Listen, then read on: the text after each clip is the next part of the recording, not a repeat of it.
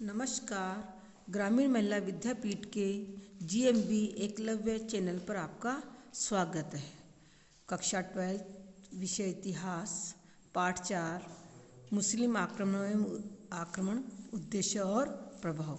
इसमें हम आज पृथ्वीराज चौहान के बारे में अध्ययन करेंगे, जो अपने सिलेबस के अनुसार है। उसमें सबसे पहले टॉपिक है अपने पृथ्वीराज चौहान। तो पृथ्वीराज चौहान एक अजमेर का शासक था। कहाँ का शासक था? अजमेर का। प्रतापी शासक था।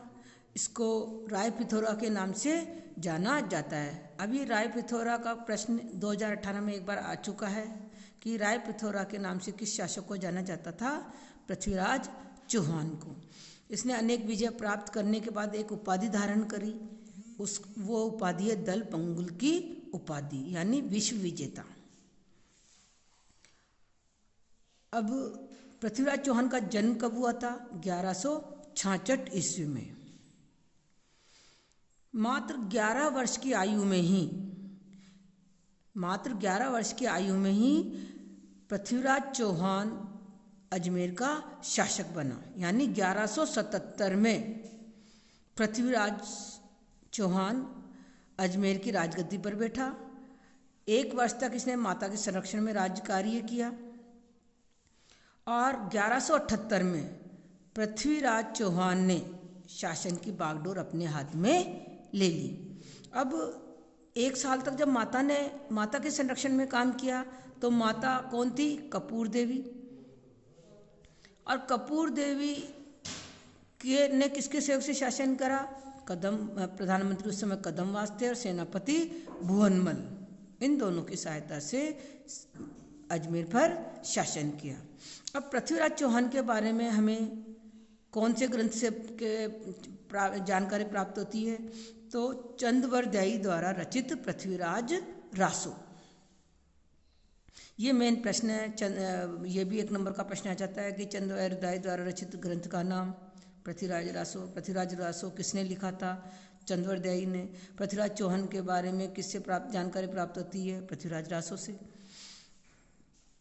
अब जब 1178 में पृथ्वीराज चौहान ने शासन की बागडोर अपने हाथों में ली तो उसने कुछ नीति अपनाई। तो इतिहासकार गोपीनाथ शर्मा इस विजय नीति अपनाने के 3 कारण बताए हैं उन्होंने।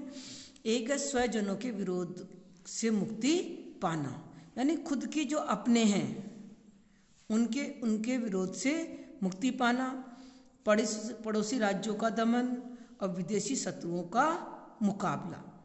ये 3 नीति अपनाई। यानी सबसे पहले तो उसने जो अपने खुद के जो संबंधी है उनके विरोध से स्वतंत्र होना, यानी उनको सबका दमन करना, पड़ोसी राज्यों का दमन करना, फिर विदेशी शत्रुओं का मुकाबला करना। इस तरह से पृथ्वीराज चौहान ने अपनी साम्राज्य का विस्तार किया। तो पृथ्वीराज चौहान की विजय कौन कौन सी थी, इसका कोई ज़्यादा ऐसे बड़ा प्रश्न आता नहीं है। फिर भी पृथ्वीराज चौहान को समझने के लिए पहले हमको इसका अध्ययन करना पड़ेगा। तो सबसे पहले अपने चाचा अपरांगा को पराजित करना, नागुर्जन के विद्रोह का दमन करना, भंडानक जाति को पराजित करना, महोबा राज्य के चंदोलों को पराजित करना, गुजरात के चालुक्यों से संघर्ष, कन्नौज के गहड़वालों से संघर्ष। अब चौथा जो मोहम्मद गौरी शासक था गजनी का, उसके साथ तराइन का प्रथम युद्ध हुआ 1191 ईस्वी में। द्वितीय युद्ध हुआ 1192 में। ये इम्पोर्टेंट है, इसमें से प्रश्न बन जाते हैं 1 नंबर के 2 नंबर के। तो तराइन का प्रथम युद्ध में तो पृथ्वीराज की विजय हुई थी और द्वितीय युद्ध में पृथ्वीराज की हार हुई। यानी फिर मोहम्मद गौरी ने क्या किया? साम दाम दंड भेद सभी नीति का पालन करते हुए उसको हराया। तो इनके बारे में आप विस्तार से अध्ययन करेंगे। पहला है अपरांगा को पराजित करना। अब पृथ्वीराज मात्र 11 वर्ष की आयु में शासक बने थे, तो उनके चाचा थे अपरांगा ने शासक बनने के लिए विद्रोह कर दिया। यानी चौहान के पिताजी थे सोमेश्वर, उनकी मृत्यु हो गई तो उसके जो चाचा थे उन्होंने शासक बनना चाहा, परंतु राजा चौहान को बनाया गया, तो उससे इसने विद्रोह कर दिया। उनके चाचा अपरांगण ने विद्रोह कर दिया, तो पृथ्वीराज चौहान ने उसकी हत्या कर दिया, यानी उसको दबा दिया। दूसरा है नागार्जुन के विद्रोह का दमन। अपरांग का ही छोटा भाई था, यानी वही चाचा हुए। नागार्जुन ने विद्रोह का बिगुल बजाते हुए गुड़गांव पर अधिकार कर लिया। अब ये हरियाणा राज्य में पड़ता। अब तो किस पर अधिकार कर लिया? नागार्जुन ने गुड़गांव पर। और पृथ्वीराज ने सेना भेजने पर नागार्जुन भाग गया। तो इसके सेनापति देवभट्ट ने कुछ समय सामना किया, परंतु पृथ्वीराज की सेना सफल रही। नागार्जुन का सेनापति कौन था? देवभट्ट। उसने कुछ देर तक तो सामना किया। यदि जब सेना भेजी पृथ्वीराज ने, पहले तो उसने गुड़गांव पर अधिकार कर लिया नागार्जुन ने, पर पृथ्वीराज को पता चला उन्होंने सेना भेजी तो खुद तो भाग गया और अपने सेनापति को छोड़ गया। सेनापति ने थोड़ी देर तक सामना किया, थोड़ी देर तो फिर उसके बाद में पृथ्वीराज ने उसका भी दमन कर दिया। अब विद्रोह, और साथ में देखो कि वो करा, विद्रोही का सिर काटकर नगर के प्राचीरों पर लटका दिए। कि क्यों लटकाए? कि जिससे कोई और दूसरे विद्रोह न कर सके। तीसरा है भंडानक जाति को पराजित करना। 1182 ईस्वी में पृथ्वीराज ने गुड़गांव हिसार के आसपास बसी हुई भंडानक नामक उपद्रवी जाति को पराजित कर अपने राज्य की उत्तरी सीमा को सुरक्षित किया। अब अजमेर अपने राजस्थान में, अब ऊपर इधर हरियाणा, तो हरियाणा में पड़ता है गुड़गांव, हिसार। तो इन दोनों की जो भंडानक जाति जो उपद्रव करती रहती थी, इसको क्या करा? पराजित किया और अपनी उत्तरी जो सीमा थी उसको सुरक्षित किया। समसामयिक लेखक, यानी उस समय के लेखक कौन थे?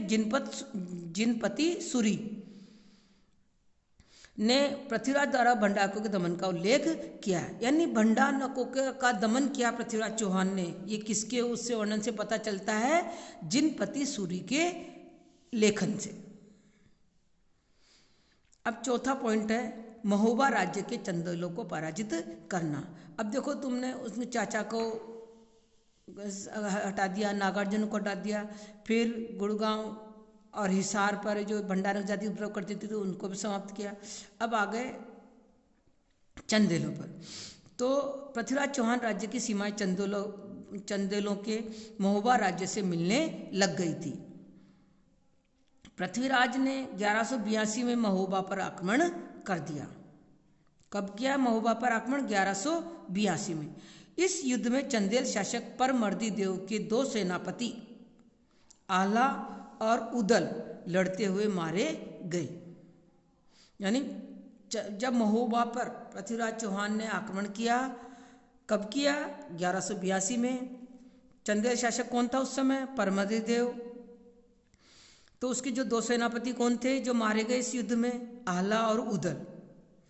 विजयी पृथ्वीराज पंजुन राय को महोबा का अधिकारी नियुक्त कर लौट आया। यानी पृथ्वीराज चौहान ने महोबा का अधिकारी किसको नियुक्त किया? पंजुन राय को। और फिर खुद वापस अजमेर आ गया, यानी अजमेर आ गया।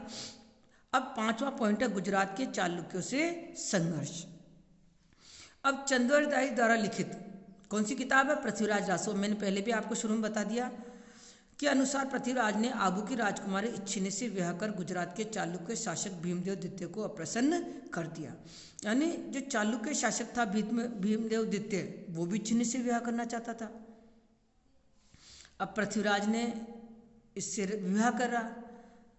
तो अब जबकि ये तो क्या बताती है कि भीमदेव क्यों नाराज हुआ कि इच्छिनी से विवाह किया, पर गोपीनाथ शर्मा क्या कहते हैं कि दोनों शासकों के बीच संघर्ष का वास्तविक कारण उनके राज्यों की सीमाएं मिलना और दोनों शासकों की महत्वाकांक्षाएं थी। यानी गोपीनाथ शर्मा क्या कहते हैं कि ये फालतू मनगढ़ंत कहानी पृथ्वीराज रासों में लिखी है कि अभी उसने उसके इच्छिनी से विवाह कर लिया था इसलिए दोनों नाराज हो गए थे। परंतु वो कहते हैं कि दोनों की सीमाएं मिलती थी और दोनों महत्वाकांक्षी शासक थे, दोनों अपने साम्राज्य का विस्तार करना चाहते थे। जगदेव प्रतिहार की मध्यस्थता में से संधि हो गई। यानी फिर गुजरात के चालुक्यों से चौहान की किसने मध्यस्थता करी? जगदेव प्रतिहार। उससे दोनों के बीच में संधि हो गई। 6ठा पॉइंट है कन्नौज के गढ़वालों से संघर्ष। पृथ्वीराज व कन्नौज का शासक जयचंद दोनों ही अपना साम्राज्य का विस्तार करना चाहते थे। तो कन्नौज का शासक कौन था? जयचंद। अजमेर दिल्ली का शासक पृथ्वीराज। दोनों ही अपना साम्राज्य का विस्तार करना चाहते थे, दोनों ही महत्वाकांक्षी शासक थे। तो पृथ्वीराज द्वारा जयचंद की पुत्री संयोगता का बलपूर्वक अपहरण कर विवाह किया जाना दोनों शासकों के बीच संघर्ष का चरमोत्कर्ष था। अब संयोगता की कहानी भी पूरी अपने कोर्स में है। तो संयोगिता चौहान से प्यार करती थी, परंतु जयचंद चाहता नहीं था कि चौहान के साथ उसका विवाह हो। तो द्वार पर उन्होंने एक मूर्ति लगा दी थी कि भाई इसको अंदर ने घुसने दिया जाए। पर जो स्वयंवर हुआ, स्वयंवर संयोगता ने चौहान को वरमाला पहना दी। उसी समय सेना सहित चौहान आ गया और संयोगता को अपहरण करके ले गया।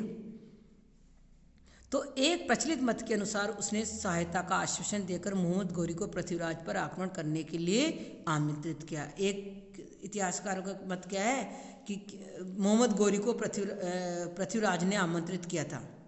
नहीं, सॉरी, पश्चिम मत के अनुसार उसने जयचंद ने, पहले मत के अनुसार उसने किसके लिए आया? जयचंद के लिए। उसने सहायता का आश्वासन देकर मोहम्मद गौरी को पृथ्वीराज पर आक्रमण करने के लिए आमंत्रित किया। अब मोहम्मद गौरी तो चाहता ही था। बताया गया कि उसने इतनी बार आक्रमण करा, 18 बार आक्रमण करा। कोई इतिहासकार कितनी बार बताते हैं, कोई कितनी बार। तो इस मौके का उसने फायदा उठाया। तो इस मौके का फायदा उठाते हुए फिर कहाँ पर? तराइन के मैदान में मोहम्मद गौरी के बीच में और पृथ्वीराज के बीच में तराइन का प्रथम युद्ध हुआ 1191 ईस्वी में। तो 1191 में लाहौर से रवाना होकर मोहम्मद गौरी तबर हिंद नामक स्थान पर अधिकार करते हुए तराइन तक पहुंच गया। दोनों में भयंकर युद्ध हुआ, जिसमें चौहान के दिल्ली के सामंत गोविंदराज ने गौरी को घायल कर दिया। यानी गौरी को घायल किसने करा? दिल्ली के सामंत गोविंदराज ने। घायल गौरी गजनी भाग गया। पृथ्वीराज ने तबर हिंद पर अधिकार कर लिया। तो उस समय जब गौरी घायल हो गया तो गजनी भाग गया और उनका तबर हिंद। यहाँ पर पृथ्वीराज की ये भूल हुई कि उसने भागती तुर्क सेना पर आक्रमण नहीं किया। अब हम आगे पढ़ेंगे कि पृथ्वीराज की असफलता के कारण। अब दूसरा है तराइन का द्वितीय युद्ध। इसमें से 1-2 नंबर का प्रश्न आ सकता है। तराइन का प्रथम युद्ध किस किस के बीच हुआ, कब हुआ, क्या परिणाम रहे? तराइन का द्वितीय युद्ध किसके बीच हुआ, कब हुआ और क्या परिणाम रहा? तो पहले युद्ध में तो पृथ्वीराज चौहान की विजय हुई है। अब द्वितीय युद्ध में हार हुई। 1192 ईस्वी में पृथ्वीराज चौहान मोहम्मद गौरी के बीच में युद्ध हुआ, जिसमें चौहान की हार हुई। पृथ्वीराज चौहान के भागने का प्रयास किया, किंतु पकड़ा गया। कहाँ पर पकड़ा गया? सिरसा के निकट। बाद में चौहान का वध कर दिया गया। वध के बारे में 2 मत प्रचलित है। पृथ्वीराज रासो कहती कि बंदी पृथ्वीराज को गौरी गजनी ले गया, जहाँ शब्द भेदी बाण के प्रदर्शन के समय पृथ्वीराज ने गौरी को मार डाला। जबकि इतिहासकार हसन निजामी क्या कहता है कि इस युद्ध के बाद, तराइन के द्वितीय युद्ध के बाद, पृथ्वीराज चौहान ने मोहम्मद गौरी के अधीनस्थ शासक के रूप में अजमेर पर शासन किया था। बिल्कुल विपरीत है। देखो बच्चों, हसन निजामी कह रहा है कि मोहम्मद गौरी की अधीनता स्वीकार कर ली और उसकी अधीनता में अजमेर पर शासन किया। और इसका आधार किस पे लगाया उन्होंने? किस आधार पर निष्कर्ष निकाला कि उस समय के सिक्के प्राप्त हुए, जिसमें एक और तो मोहम्मद बिन साम लिखा हुआ है और दूसरी ओर पृथ्वीराज अंकित है। यानी 1 नंबर का प्रश्न यदि कठिन आए तो ये प्रश्न आ सकता है कि भाई इतिहासकार हसन निजामी ने किस आधार पर कहा कि उसके नियंत्रण में शासन किया था। तो किस आधार पर कहा कि उस समय एक सिक्के प्राप्त हुए, जिसमें एक तरफ तो लिखा था मोहम्मद बिन साम और दूसरी तरफ पृथ्वीराज।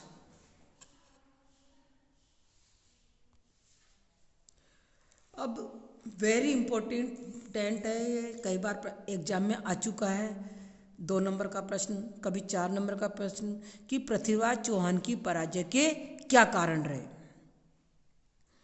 तो पहला है दूरदर्शिता व कूटनीति का अभाव। विजेता होने के बावजूद पृथ्वीराज चौहान ने दूरदर्शी कूटनीति का अभाव था। उसने पड़ोसी राज्यों के साथ मैत्रीपूर्ण संबंध स्थापित नहीं किया, अपितु उनके साथ युद्ध करके शत्रुता मोल ले ली। शासक बनते ही सबसे पहले उसने पड़ोसी राज्यों के साथ ही युद्ध करें। तो ये भी दूरदर्शी का काम नहीं रहा, कूटनीति से काम नहीं लिया। इसी कारण गौरी के विरुद्ध संघर्ष में उसे उनका सहयोग नहीं मिला। यानी जब गौरी ने पृथ्वीराज चौहान पर आक्रमण करा तो पड़ोसी राज्यों ने सहयोग नहीं किया। दूसरा है गुजरात के शासक भीमदेव द्वितीय की सहायता न करना। 1178 ईस्वी में जब मोहम्मद गौरी ने गुजरात के शासक भीमदेव द्वितीय पर आक्रमण किया तो उस समय पृथ्वीराज ने गुजरात की सहायता न कर भारी भूल की। तीसरा है भागती तुर्क सेना पर आक्रमण न करना। तराइन के प्रथम युद्ध में पराजित होकर भागती तुर्क सेना पर आक्रमण न करना भी उसकी भयंकर भूल थी। सबसे मेन भूल है बेटा वो ये। संयोगिता से विवाह कर विलासिता का जीवन व्यतीत करना, ये भी मेन इंपॉर्टेंट भूल है। तो पृथ्वीराज ने संयोगिता से विवाह करने के बाद राजकार्यों की उपेक्षा कर अपना जीवन विलासिता में व्यतीत करना प्रारंभ कर दिया। अभी 2 नंबर का प्रश्न आता है तो आपको बस यही लिखना है कि पृथ्वीराज चौहान में दूरदर्शिता कूटनीति का अभाव था, उसने पड़ोसी राज्य से दुश्मनी मोल ले रखी थी। तराइन के प्रथम युद्ध में भागती तुर्क सेना पर आक्रमण न करना भी पृथ्वीराज चौहान की भयंकर भूल थी। संयोगिता से विवाह करना, विलासिता जीवन व्यतीत करना, राजकार्यों के कार्यों पर ध्यान न देना उसकी भयंकर भूल थी। और भीमदेव की द्वितीय की सहायता न करना वो भी भूल थी। यानी एक एक लाइन में 4 लाइन में आपको लिखना है। 4 नंबर का प्रश्न आता तो पूरी डिटेल में लिखना है। अब पृथ्वीराज चौहान का मूल्यांकन 2 पॉइंट है बेटा इनके। वीर योद्धा साहसी शासक, आपने उनकी विजय देखी तो उसमें आपको पता चलता है कि वो 11 वर्ष यानी 12 वर्ष की आयु में तो उसने शासन को अच्छी तरह संभाल लिया, अपने पड़ोसी राज्यों को, अपने सगे संबंधियों को समाप्त किया। तो चौहान एक वीर साहसी शासक था। 11 वर्ष के अल्पायु में शासक बना। 1 वर्ष के बाद ही स्वतंत्र शासक के रूप में शासन करते हुए विजय नीति को अपनाया। अनेक युद्धों में सफलता प्राप्त कर उसने दल पुंगल विश्व विजेता की उपाधि धारण की। कौन सी उपाधि धारण की बेटाओ, ये 1 नंबर का प्रश्न आता है, दल पुंगल यानी विश्व विजेता की। दूसरा पॉइंट विद्यानुरागी। एक विजेता के साथ साथ वह विद्यानुरागी शासक था। उनके दरबार में अनेक विद्वान रहते थे। उनमें विद्यापति, गौड़, बागेश्वर, जनार्दन, जयानक, विश्वरूप, आशाधर आदि प्रमुख विद्वान रहते थे। और इनका जो राजकवि था वो कौन था? चंद्रवरदायी। 1 नंबर का प्रश्न बेटा, उनका राजकवि कौन था? पृथ्वीराज चौहान का चंद्रवरदायी, जिसका ग्रंथ कौन सा? पृथ्वीराज रासो। इसको हिंदी साहित्य का प्रथम महाकाव्य भी माना जाता है। संयोगिता की कहानी वैसे मैंने आपको उस समय समझा दी, फिर भी एक बार और देख लो। चंद्रवरदायी की रचना पृथ्वीराज रासो के अनुसार जयचंद और पृथ्वीराज के बीच संघर्ष का प्रमुख कारण पृथ्वीराज द्वारा जयचंद की पुत्री संयोगिता का अपहरण कर उसके साथ विवाह करना था। कथानक के अनुसार पृथ्वीराज चौहान और जयचंद की पुत्री संयोगिता के बीच प्रेम था। यानी कथानक क्या कहते हैं कि दोनों के बीच प्यार था, किंतु पुत्री संयोगिता का विवाह किसी अन्य राजा के साथ करना चाहता था। किंतु जयचंद पृथ्वीराज चौहान के साथ विवाह करना नहीं चाहता था संयोगिता का। इस उद्देश्य से उसने राजसूय यज्ञ करवाया और स्वयंवर का आयोजन किया है। इस आयोजन में अनेक राजाओं को छोड़कर उसने पृथ्वीराज की मूर्ति को वरमाला पहनाई। इसी वक्त पृथ्वीराज अपनी सेना सहित आया और संयोगिता अपहरण कर ले गया। Doctor R.S. त्रिपाठी, गौरी शंकर, हीराचंद व विश्वरैया रेऊ जैसे इतिहासकारों ने इसकी ऐतिहासिक को मात्र प्रेमाख्यान कहकर इसकी अस्वीकार कर दिया। ये यानी पृथ्वीराज की और जो संयोगिता की जो कहानी है, प्रेम कहानी, उसको ये इतिहासकार नहीं मानते हैं, अस्वीकार करते हैं इसको। जबकि डॉक्टर दशरथ शर्मा ने द अर्ली चौहान डायनेस्टीज में संयोगिता की घटना को ऐतिहासिक तथ्य स्वीकार किया है। देखो 1 नंबर का प्रश्न यहाँ पर भी हो गया आपके कि किन किन इतिहासकारों ने इसको अस्वीकार किया है? R.S. त्रिपाठी, गौरीशंकर हीराचंद और विश्वेश्वर नाथ रेऊ। और किसने इसका समर्थन किया है? डॉक्टर दशरथ शर्मा। किस बुक में? The early Chauhan dynasties. अब इसके प्रश्नोत्तर बेटाओ, ये तुम नोट्स तो एक अलग कॉपी में करना, प्रश्नोत्तर को आप अलग कॉपी में करना। तो प्रश्नोत्तर है, पृथ्वीराज चौहान मोहम्मद गौरी के बीच कौन कौन से युद्ध कब और कहाँ हुए? तो मेन तराइन का प्रथम युद्ध 1191 में और तराइन का द्वितीय युद्ध 1192। मोहम्मद गौरी के विरुद्ध पृथ्वीराज चौहान की पराजय के कोई 2 कारण। 4 पॉइंट बताएं बेटा मैंने। दूरदेश कूटनीति का अभाव, भीमदेव द्वितीय की सहायता न करना, और भागती तुर्क सेना पर आक्रमण न करना आदि। दिल्ली की गद्दी पर बैठने वाला अंतिम हिंदू सम्राट पृथ्वीराज चौहान। पृथ्वीराज चौहान का राजकवि चंद्रवरदाई। पृथ्वीराज चौहान ने कौन सी उपाधि धारण की? दलपंगुल की। रायपुतारा के नाम से किस शासक को जाना जाता है? पृथ्वीराज चौहान को। चंद्रवरदाई कौन था? उसने किस ग्रंथ की रचना की? चंद्रवरदाई राजकवि था पृथ्वीराज चौहान का, और उसने पृथ्वीराज रासु ग्रंथ की रचना की। विजय नीति के 3 पक्षों को उल्लेख कीजिए। शुरू में आपको बताया था मैंने ये कि सज्जनों के विरोध का दमन करना, स्वतंत्र नीति का पालन करना आदि। यदि आप तैरान के द्वितीय दिन पृथ्वीराज चौहान के स्थान पर होते तो किन त्रुटियों से बचने का प्रयास करते? भागती तुर्क सेना पर हमला करते, साहस और वीरतापूर्ण दूरदर्शिता कूटनीति से उनका मुकाबला करते,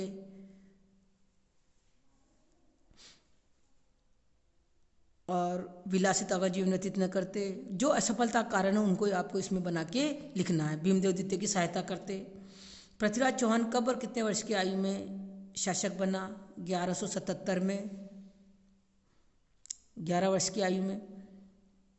मोहम्मद गौरी के विरुद्ध पृथ्वीराज चौहान की असफलता के क्या कारण थे? ये डिटेल वाला प्रश्न, बड़ा प्रश्न है ये। आज हमारा टॉपिक पूरा पृथ्वीराज चौहान। अब हम अगली वीडियो में महाराणा कुंभा के बारे में पढ़ेंगे।